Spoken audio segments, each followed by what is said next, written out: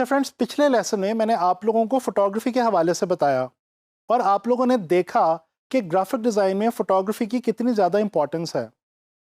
अभी तक हम एक बात तो अच्छे तरीके से अंडरस्टैंड कर चुके हैं कि बीइंग ग्राफिक डिज़ाइनर्स, जब हम कोई डिज़ाइन बनाते हैं तो अपने मैसेज को अच्छे तरीके से कम्युनिकेट करने के लिए हमें फोटोग्राफ्स का सहारा लेना पड़ता है। अच्छा, अब यहाँ पे एक मसला ये आता है दोस्तों कि हम अपने टॉपिक के लिए अच्छी सूटेबल और आइडियल फोटोग्राफ किस तरह से सेलेक्ट करें। तो चलें, यहाँ पे मैं अब आप लोगों को कुछ ऐसी टिप्स प्रोवाइड करने जा रहा हूँ जिनको अगर आप फॉलो करेंगे तो आप बहुत आसानी के साथ अपने डिफरेंट टॉपिक्स के लिए अपने डिज़ाइंस में बहुत सूटेबल पिक्चर्स जो हैं वो सिलेक्ट कर सकेंगे और अपने डिज़ाइंस को ज़्यादा इजीली अंडरस्टैंडेबल बना सकेंगे। दोस्तों, पहली टिप जो मैं आप लोगों को इस हवाले से देने जा रहा हूं वो ये है कि कोशिश करें कि जब भी डिज़ाइन बनाएं हाई क्वालिटी के इमेजेस यूज़ करें। दोस्तों, आप लोगों को पता है कि ग्राफिक डिज़ाइन एक कमर्शियल आर्ट है और ग्राफिक डिज़ाइन में हम जो डिज़ाइंस बनाते हैं उनको डिफरेंट लेवल्स के ऊपर प्रोड्यूस किया जाता है और आम लोगों तक, मासेस तक पहुंचाया जाता है। लिहाजा फ़र्ज़ कर लें कि आपके क्लाइंट ने आपको कोई पोस्टर डिज़ाइन करने के लिए कहा और आपने बहुत मेहनत करके बहुत अच्छा डिज़ाइन बना लिया, लेकिन आपसे सिर्फ एक गलती अगर हो गई कि आपने उसमें जो इमेजेस यूज़ किए वो लो रेजोल्यूशन के या स्मॉल साइज़ के यूज़ किए, तो इसका नुकसान ये होगा कि जब वो पोस्टर प्रिंट होने लगेगा तो प्रिंट होने के बाद उसमें वो जो लो रेजोल्यूशन का इमेज होगा वो उस डिज़ाइन की ओवरऑल आउटलुक को डिस्टर्ब कर देगा। इस तरह से आपने जो डिज़ाइन के ऊपर मेहनत की वो ज़ाया हो जाएगी।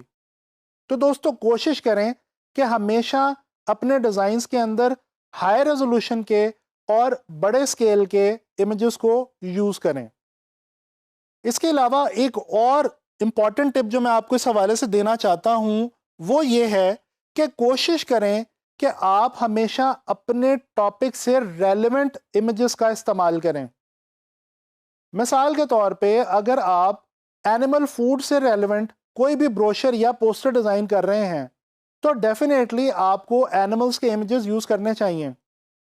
इसी तरह से अगर आप कार्गो के लिए कोई पोस्टर डिज़ाइन कर रहे हैं तो आपको कार्गो से रेलेवेंट इमेजेस यूज़ करने होंगे। अगर आप एयरलाइन की बात कर रहे हैं तो फिर आपको स्काई के और जहाज़ों के जो विजुअल्स हैं वो आपके लिए कारआमद साबित होंगे। अच्छा, इसी तरह से एक और मैं आपको टिप देता चलूं। दोस्तों, ख़ास तौर पर जब हम किसी प्रोडक्ट के हवाले से कोई डिज़ाइन बना रहे होते हैं तो आम तौर पे हम एक गलती करते हैं और वो ये कि हम प्रोडक्ट के इमेजेस तो यूज़ कर लेते हैं लेकिन ह्यूमन एलिमेंट को इग्नोर कर देते हैं। तो दोस्तों, याद रखें कि आपके डिज़ाइंस को वो इमेजेस ज़्यादा इंटरेस्टिंग बनाती हैं, ज़्यादा अट्रैक्टिव बनाती हैं जिनके अंदर ह्यूमन एलिमेंट जो है वो मौजूद हो। अच्छा, इसी तरह से बात हमने ह्यूमन एलिमेंट की है तो बात करते चलें साथ ही ह्यूमन फीलिंग्स की भी। दोस्तों, एक और टिप ये है कि आप अपने इमेजेस को बहुत अट्रैक्टिव बना सकते हैं, बहुत ड्रामेटिक बना सकते हैं और बहुत इंटरेस्टिंग बना सकते हैं अगर आप उनके अंदर ऐसे इमेजेस को यूज़ करें जो इमेजेस ह्यूमन फीलिंग्स को शो करते हों।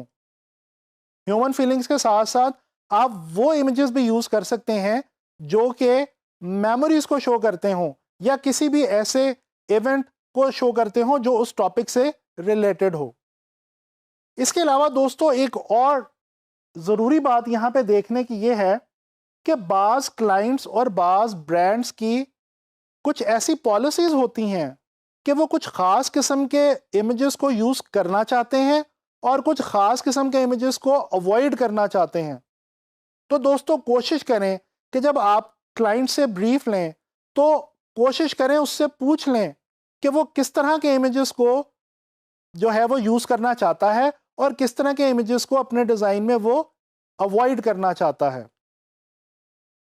अच्छा, ये तो बात हो गई कुछ ऐसी टिप्स के हवाले से कि जिनकी मदद से आप अपने डिज़ाइंस के लिए बहुत आसानी से रेलेवेंट और आइडियल इमेजेस को चूज़ कर सकते हैं। अब कुछ बात करते हैं कि ये इमेजेस हमें बेसिकली मिलते कहाँ से हैं, यानी कि वो सोर्सेस कौन से हैं जहां से हम बीइंग डिजाइनर्स अपने डिजाइन्स के लिए फोटोग्राफ्स हासिल कर सकते हैं। दोस्तों बहुत ही सिंपल सी बात है, दो इंपॉर्टेंट सोर्सेज हैं। एक तो ये तरीका है कि अगर आपको किसी क्लाइंट ने कोई असाइनमेंट दी और वो जो टॉपिक है वो कुछ इस किस्म का है कि आप खुद भी उसके लिए कोई पिक्चर खींच सकते हैं, तो या तो आप कैमरा पकड़ें और खुद से इमेज खींच लें, या दूसरे केस में अगर आपके पास इक्विपमेंट मौजूद नहीं है, फैसिलिटी मौजूद नहीं है, या फिर आपका टॉपिक कुछ ऐसा है कि उसकी एनवायरनमेंट या उसकी हवाले से जो इमेजेस आपको रिक्वायर्ड हैं वो आपके पास एक्सेसिबल ही नहीं है, तो फिर आप क्या करेंगे? फिर डेफिनेटली आप फोटो स्टॉक वेबसाइट्स का रुख करेंगे। अच्छा, अब यहां पे मैं आपको बताना चाहता हूं कि फोटो स्टॉक वेबसाइट्स दरअसल क्या होती हैं। दोस्तों इंटरनेट के ऊपर कुछ ऐसी वेबसाइट्स हमें मिलती हैं जिनके ऊपर पूरी दुनिया से रेलेवेंट फोटोग्राफ्स और इमेजेस के स्टॉक्स अवेलेबल होते हैं, यानी कि उन वेबसाइट्स ने डिफरेंट टॉपिक्स के हवाले से इमेजेस को कंपाइल करके इंटरनेट पे हमारे लिए रख दिया है। अब हम वहां से इन इमेजेस को डाउनलोड कर सकते हैं और बहुत ही आराम से अपने इमेजेस के अंदर इस्तेमाल भी कर सकते हैं। चलें बात करते हैं कुछ ऐसी ही वेबसाइट्स के हवाले से। मैं आपको कुछ ऐसी इंपॉर्टेंट वेबसाइट्स का बताता हूं जो कि दुनिया के अंदर अच्छे इंपॉर्टेंट फोटो स्टॉक वेबसाइट्स के तौर पे जाने जाती हैं। दोस्तों आप अपनी स्क्रीन पे देख सकते हैं, आपके सामने shutterstock.com का जो पेज है ये ओपन है। shutterstock.com दुनिया की सबसे फेमस और सबसे ज़्यादा यूज़ की जाने वाली फोटो स्टॉक वेबसाइट है। अच्छा, एक इंपॉर्टेंट चीज़ अगर आप गौर करें इस वेबसाइट के ऊपर तो आपको वो ये पता चलेगी कि इस वेबसाइट के ऊपर डिफरेंट टॉपिक्स के हवाले से इमेजेस को सेग्रीगेट किया गया है, कैटेगराइज किया गया है।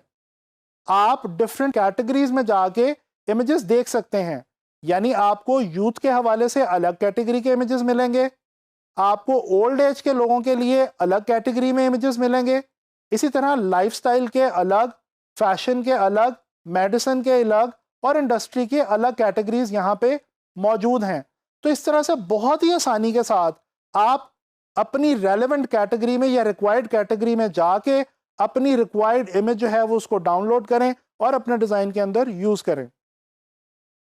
दूसरी जो वेबसाइट मैं आपको दिखाना चाहता हूं दोस्तों वो है unsplash.com।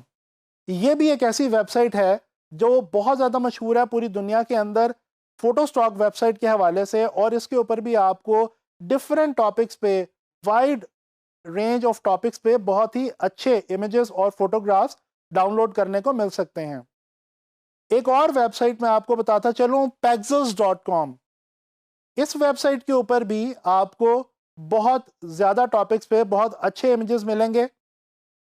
अच्छा, ये जो वेबसाइट्स अभी हमने देखी हैं, आपने गौर किया होगा कि ये जो वेबसाइट्स हैं इन पे ज़्यादातर इमेजेस यूनिवर्सल हैं, यानी कि ओवरऑल पूरी दुनिया से इकट्ठे किए गए हैं। अच्छा, ये तो हो गई कुछ इंपॉर्टेंट फोटो स्टॉक वेबसाइट्स, लेकिन यहाँ पे मैं आपको एक इंपॉर्टेंट बात बताता चलूँ।